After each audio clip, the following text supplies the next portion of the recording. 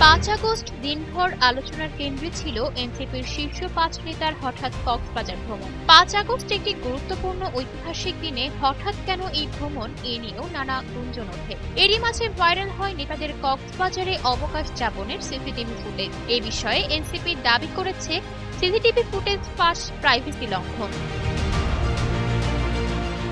দলটির যুগ্ম সদস্য সচিব আলাউদ্দিন মোহাম্মদ সাংবাদিকদের কাছে বলেন, এনসিপি নেতাকর্মীরা ব্যক্তিগত অবকাশ যাপনে পরিবার নিয়ে কক্সবাজারে গিয়েছেন। তাদের সিসিটিভি ফুটেজ ফাঁস করা এবং বিভিন্ন প্রোপাগান্ডা ছড়ানোয় প্রাইভেসি চরমভাবে লঙ্ঘিত হয়েছে।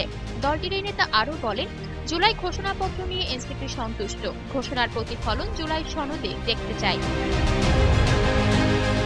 মূলত কক্সবাজার শহর থেকে প্রায় 40 কিলোমিটার দূরে ইনানীতে হোটেল রয়্যাল টিউলিপ সি পার্লে এই গণ অভ্যুত্থানের বর্ষপূর্তির দিনে হঠাৎ কক্সবাজারের সার্জিস হাসনাত সহ এনসিপির 5 নেতার অবস্থানের বিষয়টি নিশ্চিত হওয়া গেছে।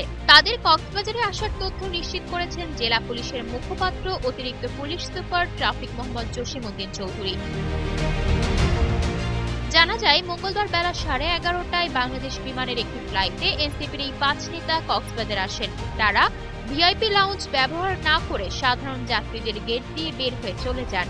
বিমানবন্দরের নিরাপত্তায় নিয়োজিত এক কর্মকর্তা নাম প্রকাশ না করার শর্তে বিষয়টি জানিয়েছেন। তারা হলেন হাসনাত আব্দুল্লাহ, সার্জিস আলম, নাসিরউদ্দিন পাটোয়ারি, তাসনিম জারা ও খালেদ সাইফুল্লাহ। ওই নিরাপত্তা কর্মকর্তা জানিয়েছেন, বেলা 12টার পর সবাই ইনানীর রয়্যাল টিউলিপ সি পার্লে অবস্থান করেন। যতটুকু জানা গেছে, বেড়ানোর উদ্দেশ্যে তারা কক্সবাজার এসেছেন।